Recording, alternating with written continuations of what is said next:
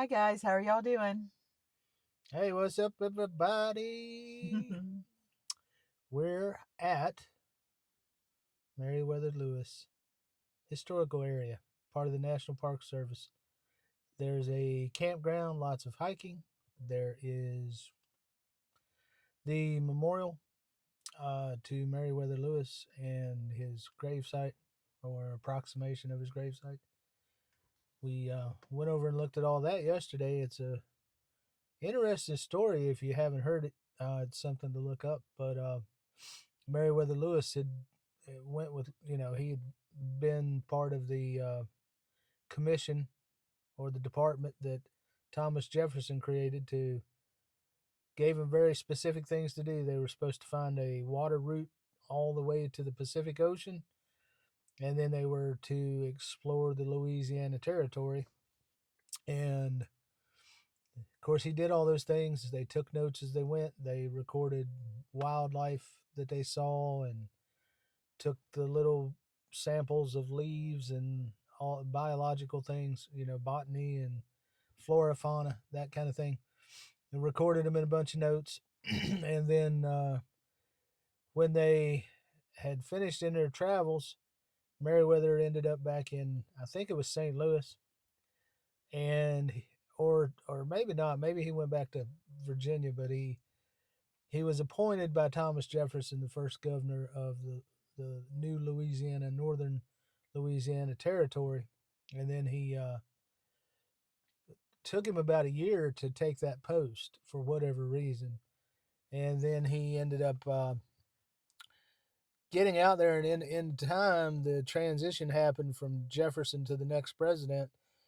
And there were these uh, bond sort of things that they were using at the time, and the next president said he basically Meriwether had gotten a bunch of these bonds, or basically a blank check from Thomas Jefferson for what he needed to govern the new territory, and the next president incoming says, I'm not going to honor those. So it became very troublesome for Meriwether Lewis. He ended up having to use some of his own money to pay these debts back to the government. And it got to the point he was so upset he decided to um, go to Washington and talk to the president. And this was in the 1800s, 1809. I don't have the dates exactly correct because I don't have a sheet in front of me, but just running off of memory. But he was going to travel down the Mississippi and then around through the Gulf Coast and around Florida and then up into like Baltimore and come into D.C. that way. But this was just about the time the War of 1812 was getting ready to happen. It was sort of the chess pieces were being put in place, so to speak, and he decided instead of going the water route to get to Washington, he was afraid there might be some naval problems with the British and things like this, and he was concerned that all the documents he had recording from his trip were going to be gotten into the hands of the British. So he decided, yeah, I'm not going to do that. I'm going to cut across and go up the Natchez Trace. And if you watched our previous video, we'll link it here so you can watch it. But if we can, but if you watched our previous video, the trace was from Natchez, Mississippi, all the way to Nashville, and it was old back in the early centuries, like 200, the year 200, right? Mm-hmm. Where the Indians used it as a traveling route for uh, communication between tribes and also hunting, this big hunting game and everything, because there's a lot of wilderness through this area. And it developed into more of a military route. So Meriwether felt like he'd be safer on the trace. The biggest problem was he had to get through Chickasaw Nation to get to the trace. Well, by the time he got to the area he was at, he had gotten off the boat on the Mississippi River, and the captain had reported he tried to kill himself twice. And anyway, he ended up at a place near here. We're near how you say that? Hohenwald? Hohenwald, Tennessee. Mm-hmm. We're about 7 miles east of Hohenwald, and there's a little cabin out there. That I don't know if it's a reproduction or rebuilt at the same site, but it's where his memorial is. Just we're probably less than a quarter of a mile from it right now. But anyway, he he found a farmhouse, and it was the first white settlers he had found at the edge of Indian Territory. So he went in, and the lady was there with her children, but her husband was off, I don't know, doing business or something, and he asked if he could spend the night, so he did. She fixed him dinner, and he said, "I've got some assistants coming with me, a couple of guys that taking care of horses and stuff," and somehow during the night he ended up shot twice. And there's still a lot of debate as to whether he killed himself or whether it was something else. But a murder, so to speak. But anyway, they have a really nice campground. That's where we decided to stay. And I'll quit with the history and let Tammy tell you about everything else. So we had a great night. There was no incidents or anything. We stayed at this campground, and it's a primitive campground that is free. And they have a fire ring and a picnic table at each site. And each site is made to where you can pull your car up on a paved section, and you can either camp in your car on in the paved section, or you can bring a tent and place it over near the picnic tables areas. Or you can have RV. You can be pulling RV as well, Right, which we're not. right, yes, that as well. And they do have really nice bathroom facilities. They don't have showers, but they have really nice bathroom facilities, and we thoroughly enjoyed ourselves. We um, did gather up some firewood and make us a fire, and we cooked bologna and cheese sandwiches on Yeah, the grill, didn't we, dear? yeah. We had. That's a big point too. If you're camping in a state or national park, you need to be aware that you don't just bring a saw and a chainsaw and start cutting down wood. You're only really supposed to take wood that you find that's fallen off of trees, branches, and limbs, or dead trees, or Or something you like can that. bring your own bundle from a Yeah, gas station or bring your something own as if you well. want to do that. If you want to be a Hmm. glamper.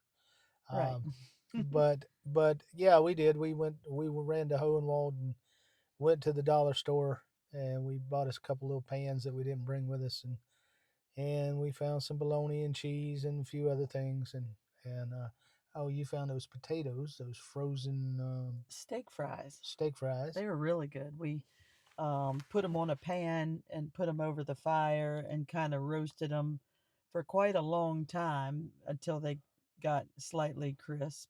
Yeah. And then we melted some cheese over them on the fire, and they were good cheese fries. Yeah, and a point for you to remember if you're ever out camping like that and you're cooking over the fire, go ahead. The way they do these fire rings is they have it's like a loop that comes around, dual loop, and then you've got a complete. I'm holding the microphone, sorry, because it makes too much noise on my shoulder. Then they have the flat grill that is attached to these loops, and they have two handles, and you basically lift it and kind of scoot it down to where you want it, and then let go of it, and it sets in place. But I'd recommend if you're gathering dead firewood and all that stuff, go ahead and set your grill low. Because if you set it high uh, and you fire up all that wood and you set it high and you're like, oh, the fire's burning nicely, and then it burns. All that dead wood burns so quickly that your fire goes down really quick, and then you're not getting enough heat on your food. So then you have to move that grill down, and when you're moving that grill down and you got pans on there, it wants to plop all your pans off into the fire. So you got to be very careful. So just go ahead and set your grill down pretty low and let your fire burn down before you start cooking. But Right. we were hungry, so we were in a hurry. But we had some pans. We threw some thick cut bologna on there and let it get nice and hot, and then put some cheese on it and stacked the bologna up and made us some sandwiches. We even toasted the buns and made our sandwiches, and then those steak fries took a little bit to cook because they were going from frozen. And we did it on the cheap. We got all of our ingredients at the Dollar Tree, so we saved a lot of money that way, didn't we? Yeah, we didn't really want to go to Walmart because Hohenwald's only a town about close to 4,000 people, and it's like the Walmart's the only shopping in town, so it's just going to be so crowded and so many people. And we were thinking hamburgers initially, but then we're like, nah, well, let's see what we can get at the dollar store to keep it cheap. So we did, but But it was nice that we're on the trace here at the Meriwether campground, and it was very nice that within 7 miles is conveniences like McDonald's and Sonic and Hardee's and Dollar Tree, Dollar General, things like that. yeah, it's like I said when I was talking in yesterday's video, the trace kind of goes through mostly rural areas. Probably the biggest uh, couple of towns is Jackson, Mississippi, and Tupelo, Mississippi. But when you're going through like as you get further north, there's really Tennessee. This part of Tennessee is sparsely populated. Um, but you get closer to Nashville, you're gonna get closer to more closer towns. But there are little small towns right off the trace within a few miles each direction. Like our last video we did, we were I'd say about I don't know, I'm guessing 10 miles west of Florence, Alabama, something like that. Hmm. And we stayed at that county, Lauderdale County campground, and that was super nice. Which was Brushy Creek Yeah, Park. Brush Creek Park or something like that. Brushy Creek Brushy. Park, Yeah, I can't guess. and it was in Waterloo, Alabama. Yeah, and there's not really. You kind of got to grab all your supplies if you need something in Florence. Yes, because literally the closest conveniences are like 20 miles away from Brushy Creek Park, even though the view is spectacular and the camping is free. But then as we came up, we left there yesterday. We didn't actually leave Florence until probably 11 o'clock because we weren't really prepared for breakfast yesterday. We were going to leave earlier, and then the neighbor who we had talked to the night before, camping next to us, he came over and started talking. And when you have a guy that likes to talk combined with a lady that likes to talk, it becomes a talk fest for quite a bit of time. So we didn't really get into Florence until close to 11, and so we ate a brunch sort of thing at a little diner that was really really good in Florence. Um, What was that called? I can't quite remember. it had a lady's name, Oh, yeah, it was. Ellie Mays, something like that. I don't know what it was, but we'll look it up and see if we can tell you in another video or maybe put it on the screen. But it's really good. We had if you guys ever been to the South or this part of the South, it's not prevalent throughout the South, but certain areas of the South they have what's known as a meat and two or a meat and three. And a lot of people from up north are like, "What the heck is that?" It's cafe style, diner style. How you would go through kind of with a plate and say, "I want that, I want that, I want that," and they pile it all on your plate. But a lot of restaurants do the meat and two, and they just do table service where you don't go down the cafe line. Hmm. Um, but you get a main course, which they usually give you three or four choices, maybe more. But like this place, they offer meatloaf or pork chops or I forget what they are. Usually a Chicken chicken in strips. there somewhere or something. But then they have a list of sides that's a mile long. You can pick sometimes two, sometimes three sides, and some folks can even you can even get a vegetable plate if you don't want the main course. So Mr. Chubby's go-to is to get hamburger steak or the meatloaf. meatloaf, right? That's what I like. Usually you can't go wrong in a meat and two with a hamburger steak, and then the meatloaf. Meatloaf is a toss up. Tell us in the comments, guys. You like the brown gravy on top of meatloaf, or you like the ketchup gravy? or the ketchup sauce or barbecue. or barbecue, Mm-hmm. because I can tolerate any of it, but certain people just don't like the brown, and certain people just don't like the ketchup. And at home, we make it slightly different. I make meatloaf with ragu tomato sauce, Yeah. usually like the onion and garlic saute or something, Yeah. and it turns out rather lovely. And then some people like very loose, crumbly meatloaf, and some people like it as so firm and dense. So I can tolerate meatloaf anyway. Doesn't matter to me. I like it any way, shape, or form it shows up on the plate. But some people have peculiarities about the way their meatloaf is made. So anyway, enough about food because we just ate too this morning. I'm getting hungry again. Well, we've had plenty of camping experience, and I've got to tell you, camping in a lazy boy recliner in your van is like the best thing ever. Yeah, depending on your physical capabilities, like we had to when we first moved into the house we live in now back in March. Well, we moved in February, but we were getting work done. We were getting carpet installed and things like that, and we weren't sleeping in our bedroom. We were sleeping in these recliners in our living room because we were having a lot of work done around the house, and we just weren't set up to sleep in the bed, and we had to take the doors off of all of our bedrooms and bathroom or bedrooms to get the carpet installed because we had hardwood floors and we are putting down like a very nice carpet and pad, which ended up being about this thick. So the doors had to be taken off. Then we had to trim doors to get them to be put back on so the doors would close. And we just had a lot going on. So there for a week or so, we're sleeping in these recliners. And you don't even realize it, but your body gets used to recliner sleeping, right? Yeah. And then when you try to sleep in a bed, you're like, oh, I don't sleep very well in this bed. So then the next night, you're like, I'm going to sleep in a recliner again. Mm-hmm. So we were back and forth between the bed and the recliner for 2 or 3 months. But initially, I mean, it was really only that first month. And then we had a car accident.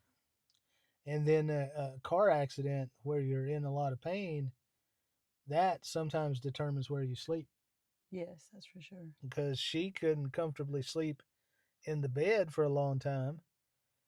I I had all kind of pain in my back and stuff, and it was more comfortable to sleep in a recliner. So there for a long time we just stayed in a recliner. We are just recently getting to the point we're getting back to sleeping in the bed consistently, and But there's nothing wrong with a recliner to sleep in, yeah, for sure. nothing wrong with it. I think it's like 10 times better than a cot or a mattress on the floor in the back of your van or a mattress topper. A lot of people will sleep on a mattress topper in the back of their van, Yeah, and yeah, I think it beats all of those.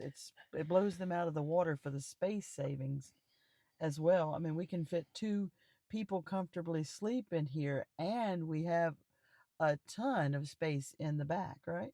yeah, that helped out. And I mean for our situation, you guys seeing on our other channel, 50 Plus Life, where we're touring the tiny houses, the trip to New York, we put the mattress topper in the van.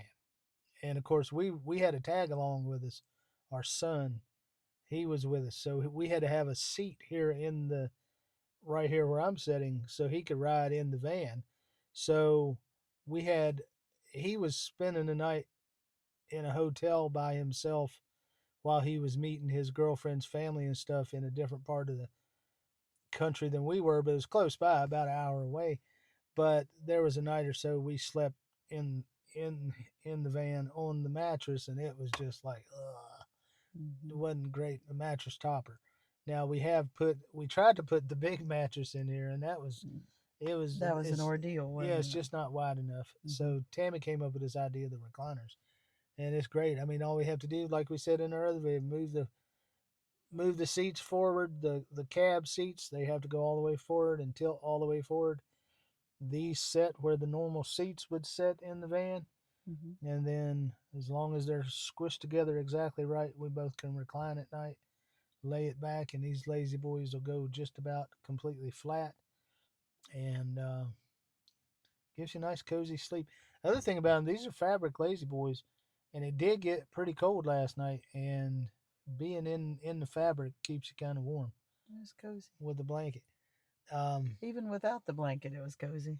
yeah, yeah, there for the Apparently, first part. these Honda Odysseys are pretty good insulated because we even had the sunroof cracked open last night, and it was still really nice in here. Yeah, we had the sunroof cracked. It got down in 57, 56 degree range, so but it was still comfortable. So really nice. Then we got up, went over to the restrooms. We parked close to the restrooms, so we went up, got to the restrooms, got cleaned up, and changed our clothes, brushed our teeth, did all the fun stuff, and then now we're getting ready to pull out of here and head somewhere. Maybe we'll find a tiny house or two to film today. I don't know. We're gonna head up towards just south of Nashville, where the end of the trace is, and then we'll go from there. Because I told him we wanted to finish the trace because we're so close to finishing, aren't we? Yeah, yeah, To doing the whole thing, and it's kind of like doing the Appalachian Trail. Why would you do that and not go the whole way? So yeah. And this is only about 72 miles from Nashville where we're at. I don't know how much of the trace we got left, maybe 60 couple miles.